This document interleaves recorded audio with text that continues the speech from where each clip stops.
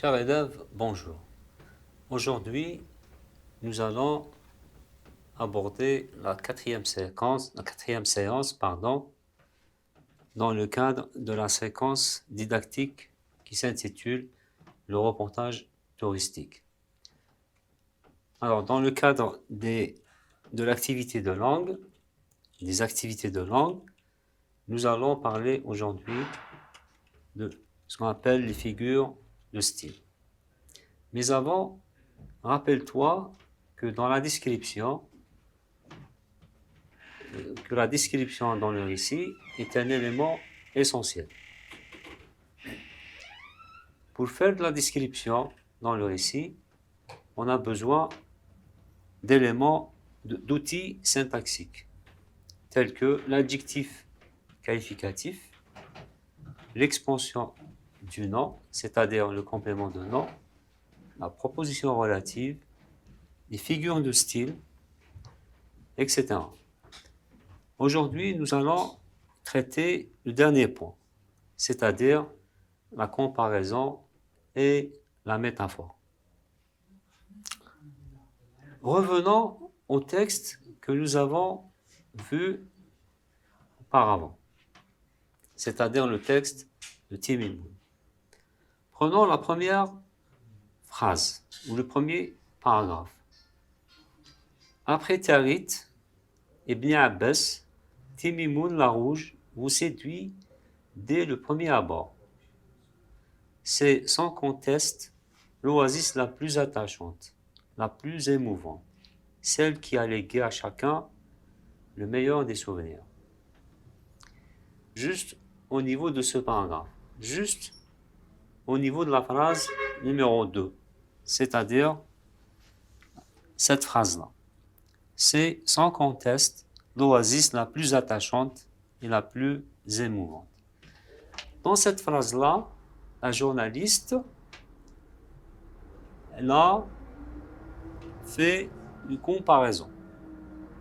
Essayons ensemble de relever les éléments de cette comparaison dans le tableau suivant.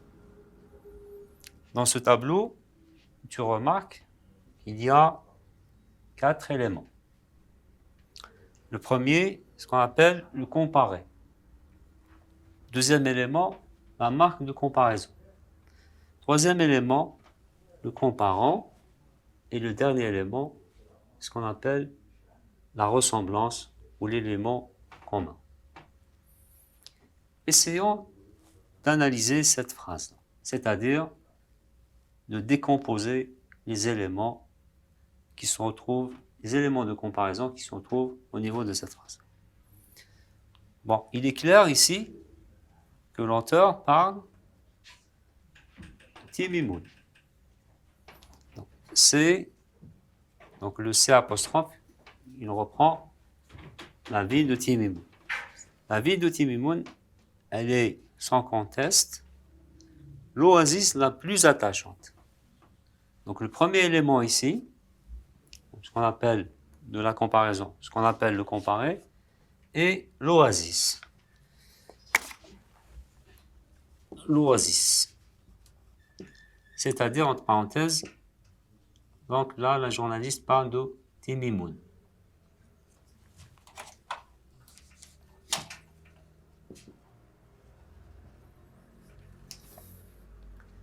L'élément de comparaison, ou la marque comparaison, ou ce qu'on appelle aussi l'outil comparaison, est l'expression la plus, et qui se répète ici. La plus. Ce qu'on appelle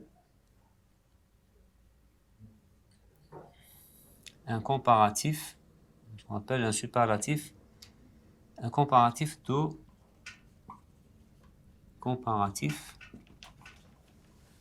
de supériorité. C'est-à-dire que la Timimoun, elle est comparée par rapport, le comparant, il n'est pas cité ici dans la phrase. Tu remarques que le comparant, il n'est pas là, mais il est sous-entendu. il est cité dans la phrase précédente dans le texte, la première phrase du premier paragraphe. C'est-à-dire les autres, l'oasis, elle est comparée aux autres oasis. Autres oasis de la région de Gurara, telles que l'oasis. Parce que dans la région de Gurara, il n'y a pas une seule oasis, il y a plusieurs, une multitude d'oasis. L'élément commun, nous avons ici deux éléments. Alors le premier, celui-là, attachante. Attachante, la plus attachante, la plus attirante, c'est-à-dire que le visiteur il s'accroche à l'oasis. La plus émouvante, la plus émouvante. Par rapport aux autres oasis. Voilà. Donc tu remarques que pour faire une comparaison, il faut au moins un comparé, un outil de comparaison et un comparant et l'élément commun.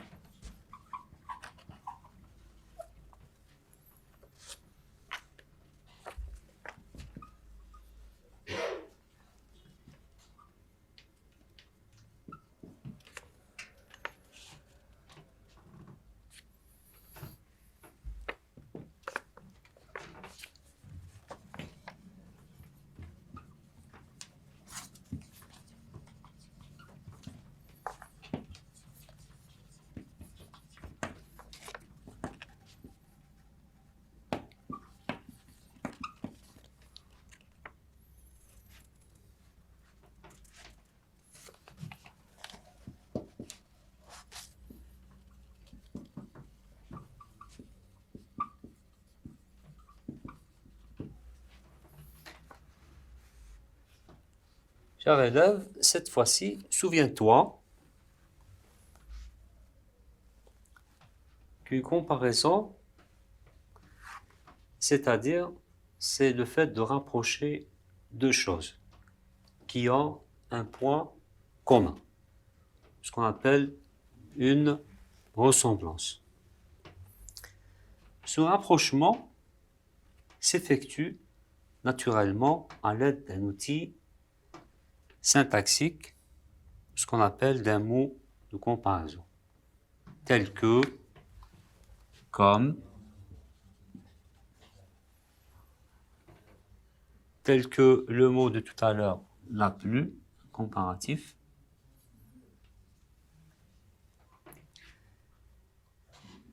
tel que pareil, etc., etc. Maintenant, nous allons faire un exercice pour bien saisir le sens de la phrase comparative.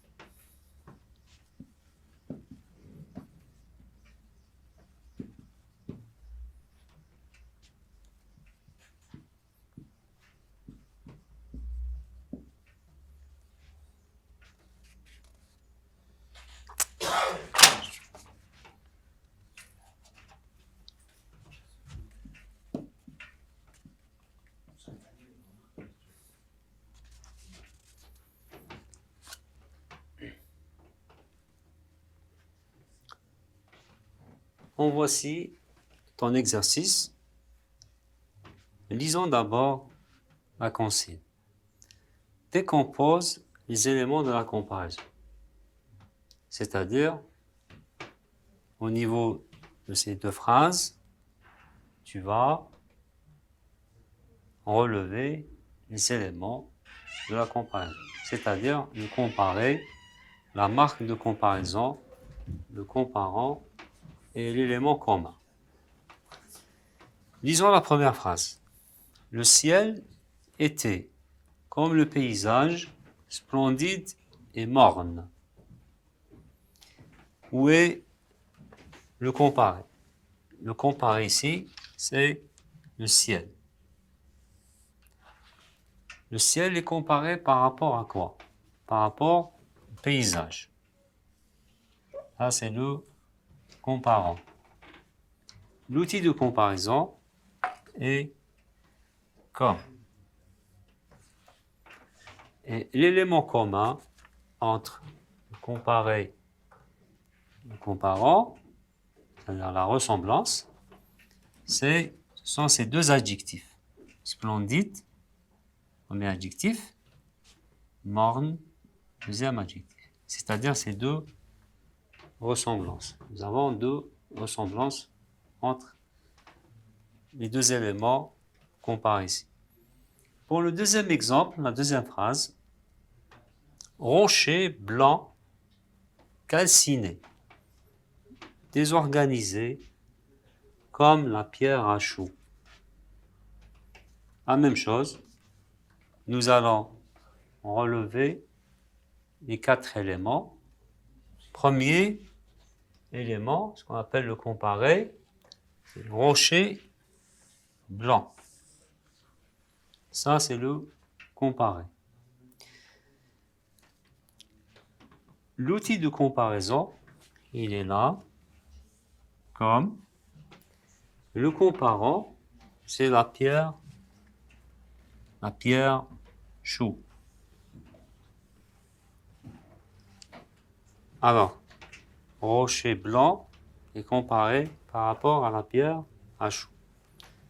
Comme c'est l'outil de comparaison.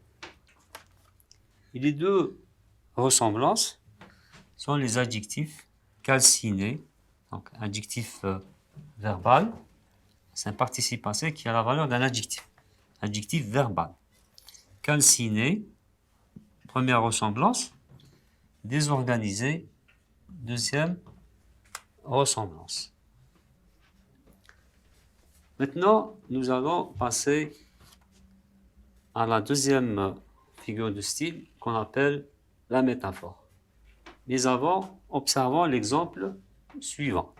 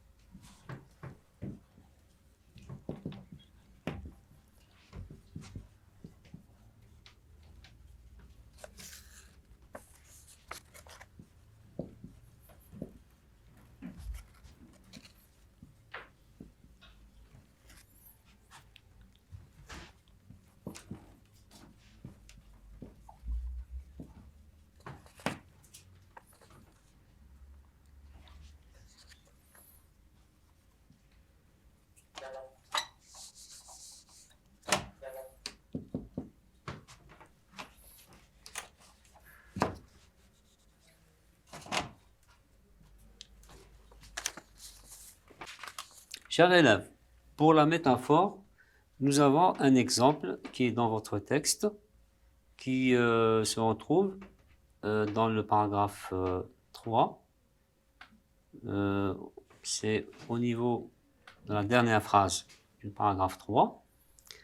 Alors, quand la journaliste a dit Timimoun, c'est une multitude de ksur, si bien fondue dans la nature qu'il est malaisé de les deviner.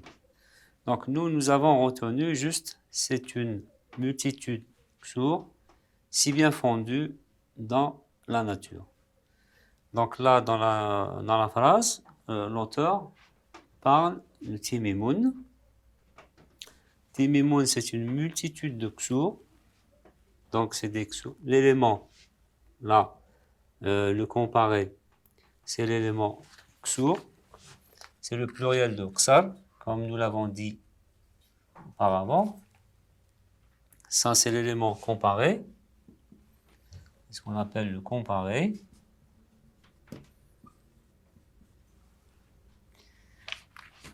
Donc, ksur, si bien fondu dans la nature. Tu remarques ici que l'outil de comparaison est absent. Alors, l'outil de comparaison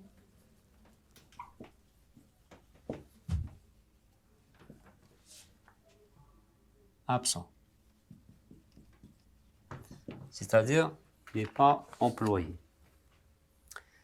Le comparant, ici, il est sous-entendu. Parce que là, pourquoi on dit fondu? Nous avons le verbe fondu ici. Participe passé du verbe fondre. C'est-à-dire, on a l'impression que ces constructions, ces anciennes constructions, maintenant, ils sont transformés.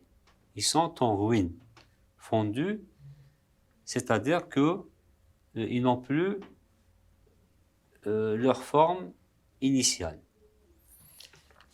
Bon, pour bien saisir le sens, on peut la transformer en une comparaison. C'est-à-dire cette métaphore ici, on peut la transformer, on peut la écrire d'une autre façon pour expliquer, c'est-à-dire l'image qui veut ici donner. Donc, Timimoun, c'est une multitude de ksur. Alors, transformation de la phrase. Timimoun,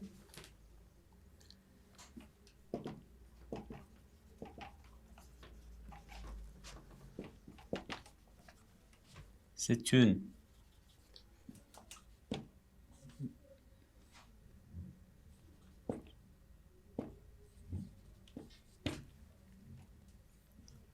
multitude de ksur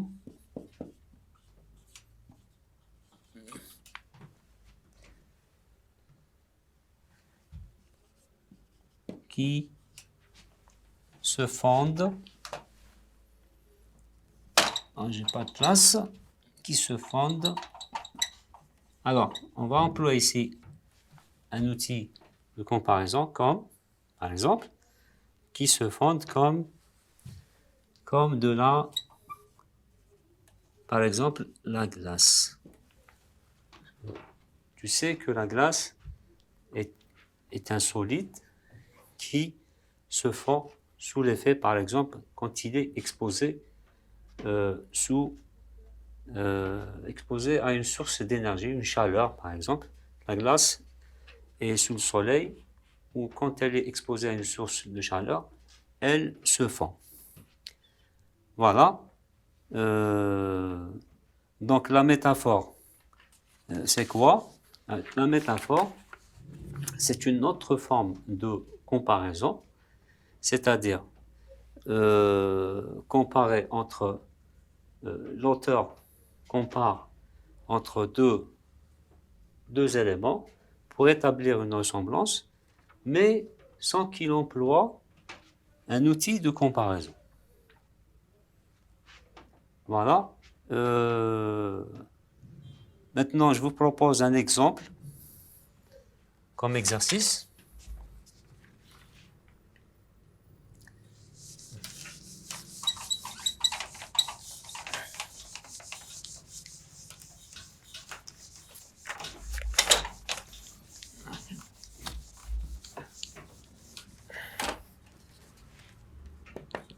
Exercice.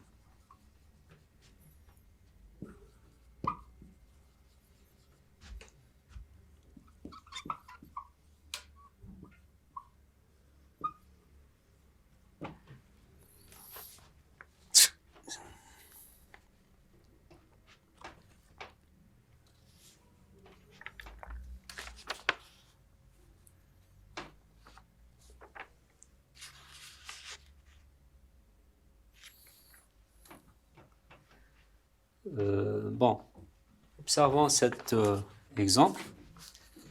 Nous avons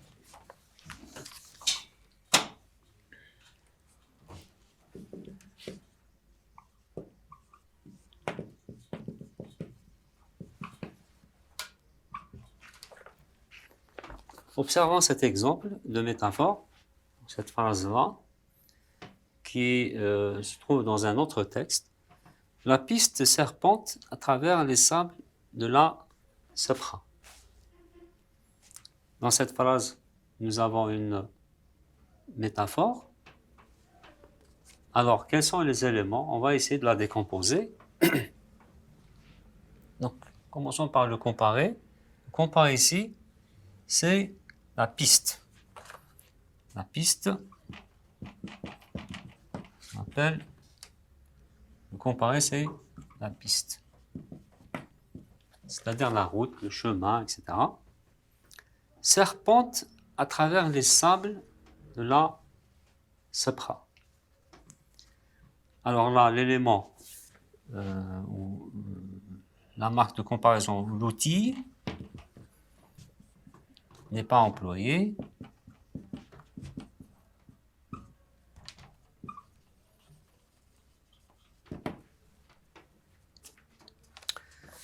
Donc la piste, elle est comparée par rapport à quoi?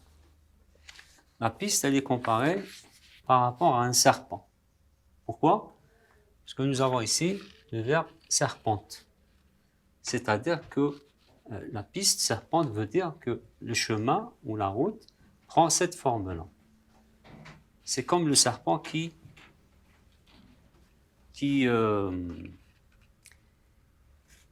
c'est-à-dire qui se déplace dans cette forme-là, qui se zigzague, c'est-à-dire là. Alors, pour bien expliquer la comparaison ici, je peux par exemple transformer cette phrase-là de manière à utiliser un outil de comparaison. Donc, pour la transformation, on peut dire la piste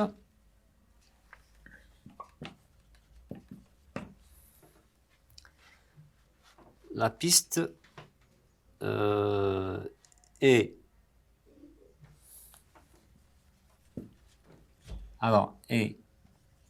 donc prend l'outil de comparaison, ça c'est le comparer. Alors la piste est comme, donc je vais la comparer par rapport à quoi? Par rapport à un serpent, comme un serpent qui se dirige vers ou à travers les sables de la Sabra. Qui se dirige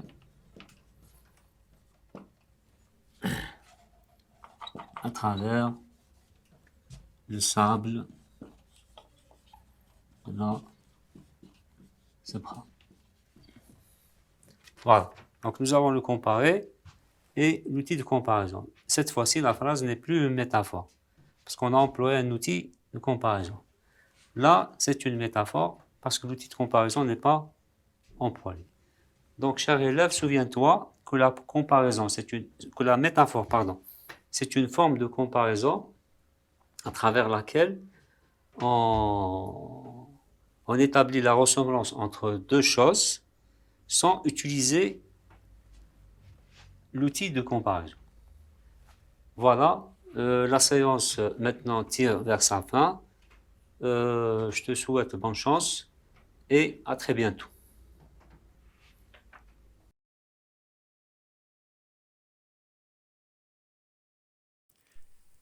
شكرا على المشاهدة. لا تنسوا الاشتراك في القناة، الضغط على الجرس، الإعجاب بالفيديو.